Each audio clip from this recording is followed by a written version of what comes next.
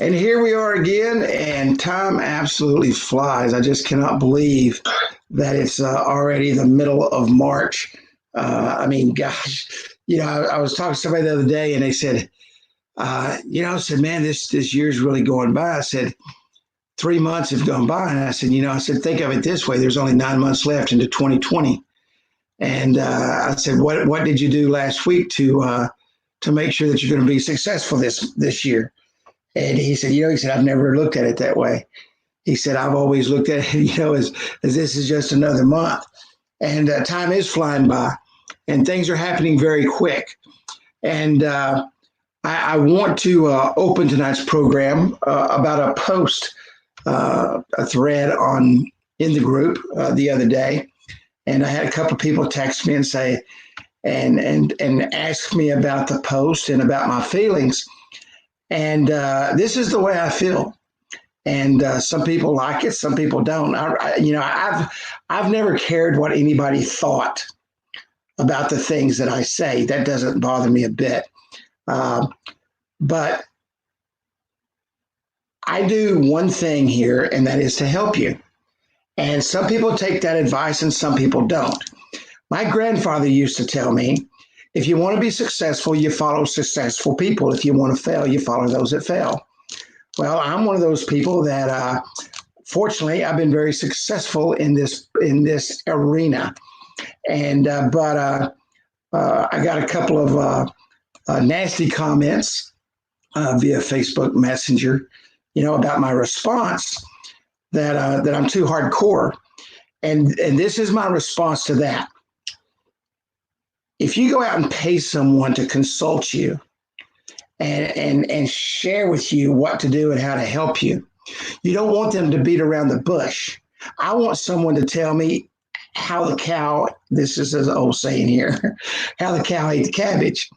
And because if they don't, then I'm still going to waste my time. I'm still going to waste my energy.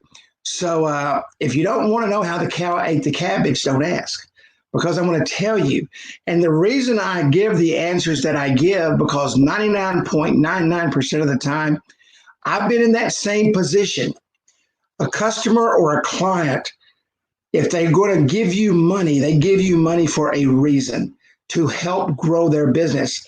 If they're the ones that's going to make the decision on their own which direction to go, they don't need you. They can make a decision without you. They are paying you to make decisions because you are the marketing expert. You are the one that sets the table. You're the one that's going to help them bring customers in. If they could do that themselves, they don't need you. And if they don't need you, they're not going to give you money. But if they give you money and you need to share with them what they need, not what they want. Because what they want may not be in the same path that you want to go. So if you're afraid when you're in front of your clients to give them what they need instead of what they want, then you're going to fail like a rock off of a 10-foot building. And the reason you're going to fail is this, and I hate talking about failing, so that's why I'm telling you this, because they don't need you. And when they realize they don't need you, they quit giving you paychecks. And when they quit giving you paychecks, they tell everybody else that they don't need you. You have to bring value to the table. You have to be valuable to them. And if you're not valuable to them, guess what? You're no good. You're no good to them. You're no good to anybody else. And that word gets out.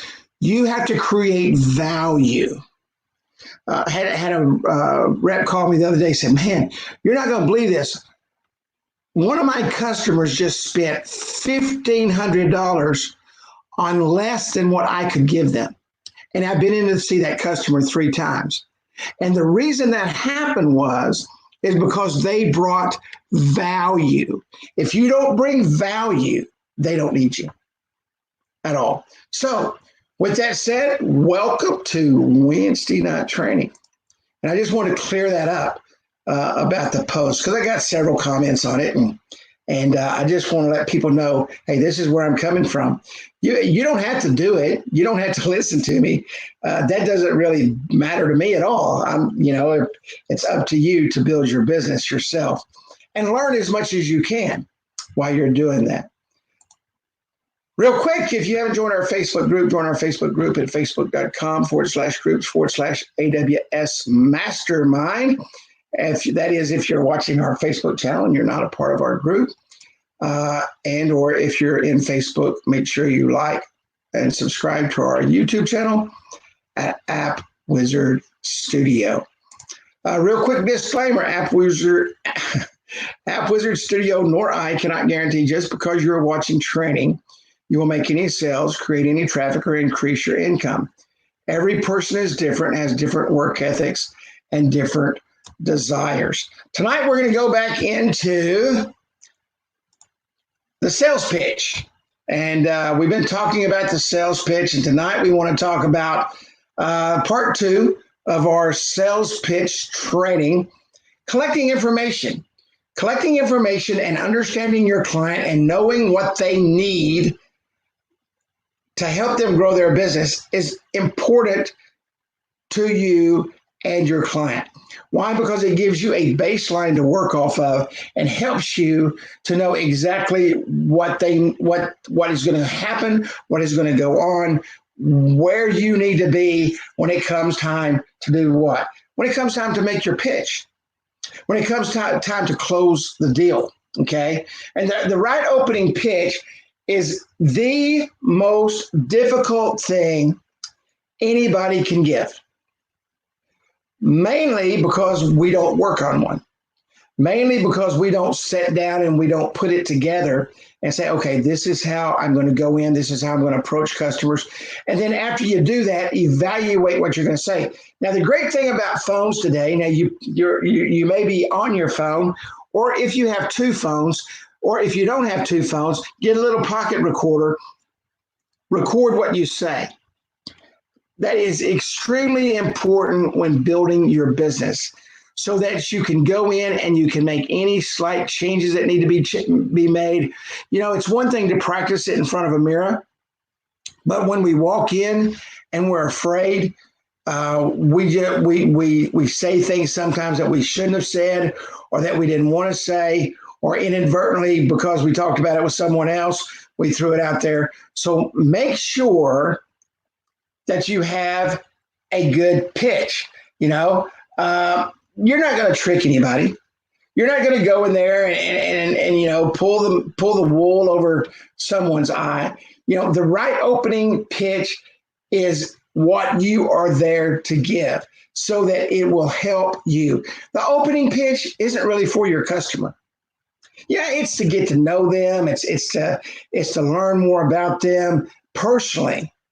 But the opening pitch, that initial conversation, that first time that you come together is the most important thing that you will do. And the reason it's the most important is because this is where you're going to collect the data that you need to get you going on. And, like I say, they know you're there to sell them something. They know that, okay? You didn't just walk in their door and start introducing yourself for anything. But once you get to that, okay, once you've mastered your 10 or 20 second elevator pitch about your business that we talked about last week, if you did not see last week's training, I highly recommend that you go back and watch it and rewatch this training. But once you've got past that elevator pitch, the next step is to express sincere interest. Okay, this is what I'm about to say. Sincere interest in collecting information to help you understand, okay, their business. So important. Now, I get scared to death even to this day. I've been selling since, I was probably like 15 years old. I had my first lemonade stand knocking on doors when I was 7. Okay. So I've been selling all my life, but I still get nervous walking in to a new customer. I mean, it happens. There's nothing you're going to do about it. So just remember, and even if you have to sit in a car for a few minutes, even if it's 20 degrees outside and you put the air conditioner on high and you're just sitting there and you're relaxing, just chill because everything is going to be fine. You're not going in to do battle. You're not going in to close the deal. You're going in to build your business. You're going in to get information. Okay. You don't have an army in there waiting to throw pitchforks in you because you're going to walk in and try to sell something. All right. You're going to walk into a business and you're going to go in there to do one thing. Introduce yourself, introduce your business to the person, the business owner that is there, and show them that you are there to help them if they need help. Do not, and this is the biggest mistake salespeople make, especially new salespeople with a new product. And this is the thing that will sink you like the Titanic. Okay. Do not try to sell prospects. You don't know what you're talking about yet. Okay. And the reason you don't know what you're talking about yet, because you don't know what they need. They may want things that you can't give. And if you commit to something before you actually know what they need and what you can do for them, and you start trying to sell them on something, you've lost the sale immediately because you do not know when you first walk in there. Okay. And you first go in and you're introducing yourself and you're getting information and you're telling them about your business. You're gaining data about their business. You're there to collect data about what's going on in their business so that you can give them the proper package they need. Don't try to sell the prospect because you're going to sell them on something they don't even have a clue what they're doing. And let me go back to the first 5 minutes of what I was talking about here. Your job isn't to go in there and piddle pat around. Your job, once you know what they need, is to share with them exactly what they need in the 21st century. I posted this. Please go back and read that post in the thing because I made this comment. Guys, this is the 21st century. You go in and sell some old technology to somebody, and then you got somebody that walks in behind you and sells some hot technology and tells them to do exactly what they need to do in order to build their business. You might as well kiss that deal goodbye because they're going to collect a check before you do. You have to be able to go in there and do exactly what they need and not be afraid to direct them in the decision that you need them to make so that you can close the deal. Because what happens is if you go in there and sell them a bunch of crap that is too difficult or increases the length of time for them to market their business, they're not going to do it anyway. They're not going to do it anyway. Give an honest introduction of yourself and your new business. We talked about honesty last week. And my mom tells me all the time, and this goes back to the first 5 minutes also. She tells me all the time, she says, Kerry, she says, sometimes you're just too honest. Sorry. I'm not going to BS you, and I'm not going to dance with you on the dance floor. We're going to get right to the date. We're going for the jugular. We're going to make sure that everything is up and above board. And I'm going to be honest with you. If your business has issues, I'm going to tell you your business has issues. If I'm standing there talking to you and no one walks in the door, I'm going to ask that question. When do your customers normally come in? Oh, between 4 and 5. And if I'm standing there and it's between 4 and 5 and nobody's walked in that door, they've got a serious issue of getting footfall into that door. And we're going to talk about that. And I'm going to call them out on it. Hey, you said this 4 to 5 and we've been standing here for 45 minutes and nobody's walked in your door. I'm just wondering, what do you think the problem is? See, I didn't tell them they had a problem. What do you think the problem is? What's creating no customers walking in their store? I'm asking questions. I'm being honest. Have a sincere, genuine interest and collect the information that is going to help their business grow and be better. After your introduction, okay, say something like, "Hey, the reason I'm here today is to take a survey or to collect data or to collect information from businesses in the area so that I can have a better feel for my market." That's as honest as it's going to get because that's what you're there for. Now, sometimes you're going to do what? Make a sale. You're going to actually make a sale before you walk out. And if you do, that's awesome. But that's not your point of walking in the door, is to close them that day. Because instead of making a $200 sale, you could have made a $2,000 sale, because they need things and they want things like coupons, loyalty rewards, video marketing, Facebook marketing. You're looking at their website and you're being honest about their website and saying, "Hey, you know what, your website's not mobile responsive. Nobody's going to come to it." What do you mean mobile responsive? And this is what I always do. You can kind of tell which side somebody is on, if they're a CNN side or Fox News side, by just talking to them. You can look around, and kind of tell, what business they're in. I always use Fox News and CNN. I use both of those news outlets because they've got exceptional responsive websites. Their websites are exceptional, and I'm not talking about their apps. I'm talking about their websites. News websites, when Google came out and said, "Come on board and be responsive or we're not going to rank you anymore," the news services were the first to go out there. Okay. So Fox News, CNN, NBC, CBS, ABC. If you want to kind of be neutral, always go to ABC. I'm a Fox News guy. That's what I watch. But go in there and show them what responsive means. Or another good thing to do is find a couple of their competitors. If you want to close a deal, find a couple of their competitors that have a responsive website and show them what responsive means compared to theirs. All right? Show them. Don't be afraid to do that. You're not going to hurt their feelings. And if you do, so what? You're there to help them grow their business and help them grow their market and keep their doors open. If you hurt their feelings and they tell you to get out, their business isn't probably going to last very long anyway. So what? Who's next? And you've got to have that mentality. You are in charge because you are bringing value to your customers.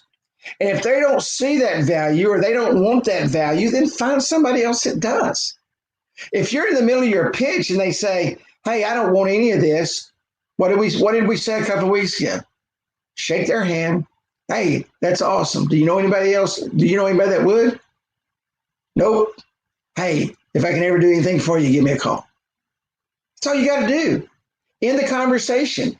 If they cut it off in the first 10 seconds, they just saved you an hour that you could go be making money somewhere else. So don't be afraid of that. Kind of goes back to what we were talking about earlier. Calm down, chill. You'll be fine. Everything's going to be good, And so you tell them that you're there to gain some information about the market in your area, to see if you can help them and share with them the things that they need. Do you have a couple of minutes to help me by answering a few questions? The majority of people are going to say yes. Why? Because they're sitting there thinking, "Gosh, I wish somebody would have come by and asked me those questions," or "I wish I would have went out and asked those questions when I opened up my business, and I would have known not to carry this particular lawnmower because everybody in this town uses John Deere, and I'm carrying a bunch of Murrays. And now I know why I've got a whole back room full of Murrays that I can't get rid of, and all the John Deeres are now selling." Questions and answers are the most important thing you can do, that Q&A, when you are with someone. And that's a good pitch. That's a great pitch. You walk in, you introduce yourself like we talked about last week, be honest, share information about your business. If you're new, you're new. If I've heard this once, I've heard it 5,000 times since we've been doing training. Man, does anybody have a bunch of apps I can share with people? Why would you do that? I can promise you, you're not going to build an app like I do, and I'm not going to build an app like you do. So if you go in and show them stuff that I have done and you do not match that, and that's what they're expecting, you weren't honest with them.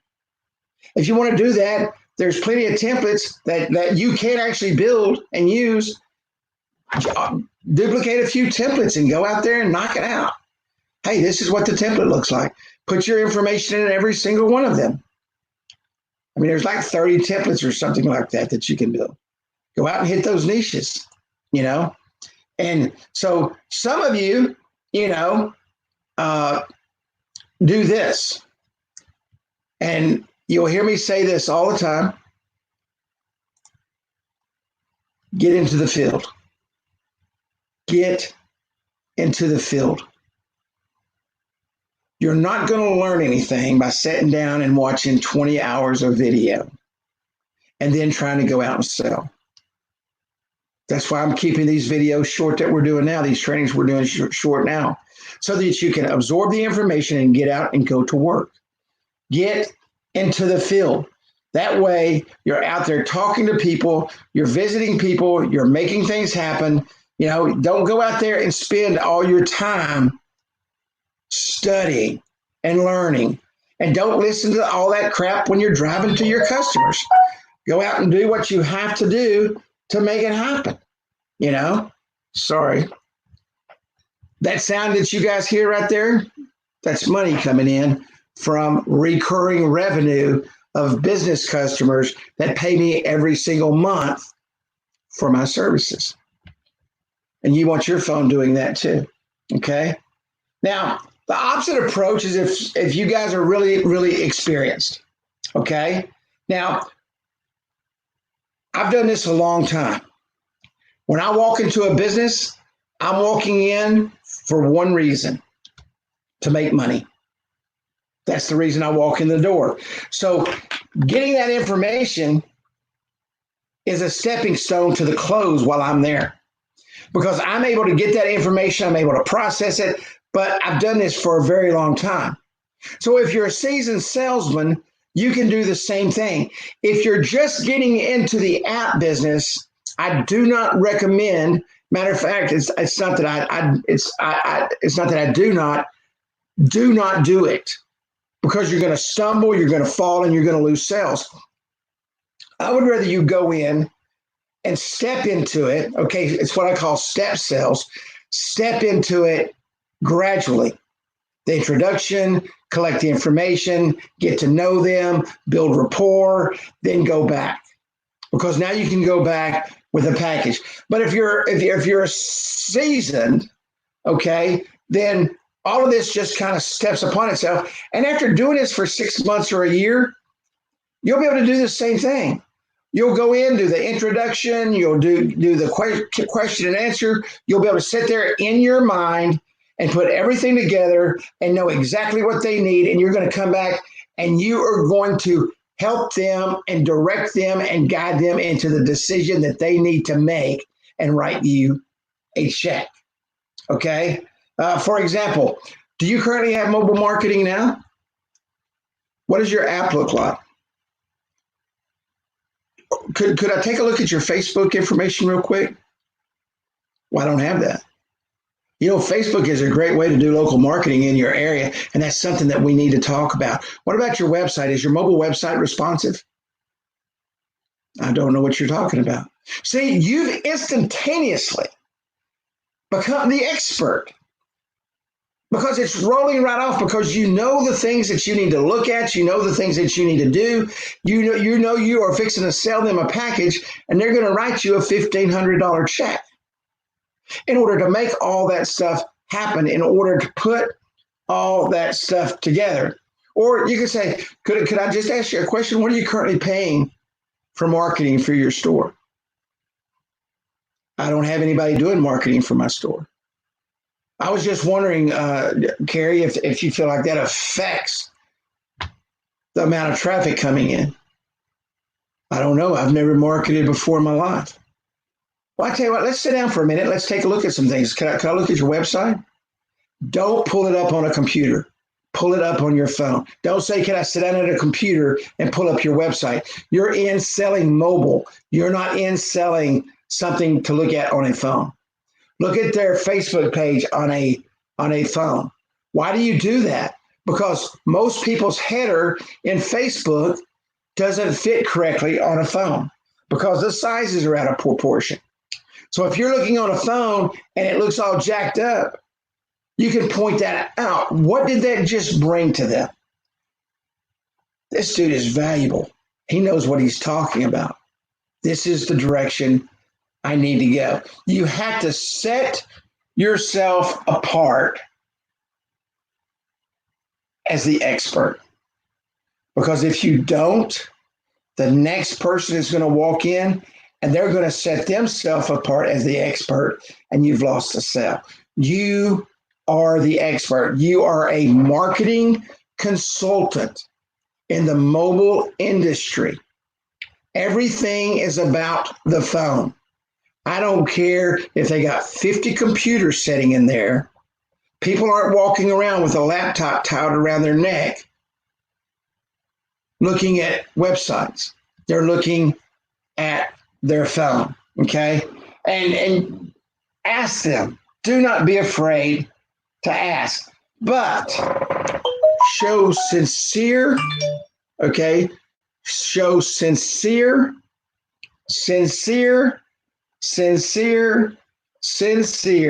okay?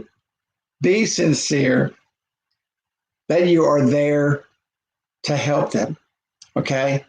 Show them that you're sincere in collecting the information that you're going to get, and be honest with them, all right? Here's some very simple questions. How long have you been in business? I've been here 15 years. What kind of traffic do you have? You know, sometimes it's slow, sometimes it's busy, sometimes, I don't have anything. Why do you think that is? Put the onus on them to give you answers. How this is a great one right now. How's the current economy treating your business? Economically, what gives you your spikes and what brings you down? Is your business cyclical? Cyclical means, is it up in the winter, down in the summer, good in the spring, bad in the fall? Is it cyclical? Just like the stock market, up and down, up and down, up and down, up and down. That's very important. Or does it go up and down, or does it stay pretty steady?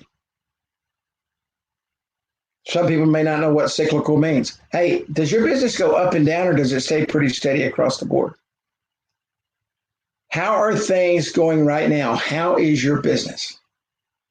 Now, if you've done the first steps correctly and you've built rapport and everything is going well in the conversation stage, and if you've even gotten to this point without them immediately telling you they don't want anything from you and they did you a great favor because you didn't waste any time, they're going to give you the answers that you need to help them put together the perfect package to sell them. Okay? Good questions which show a sincere desire to collect information will get you everything that you need. All right? Okay, this one was actually 30 minutes, but I did about 5 minutes on the front part. I just wanted to explain something to everybody. But everybody have a great week. God bless. It's always good to be here on a Wednesday night. I will see you next Wednesday right here in Appleton Studio.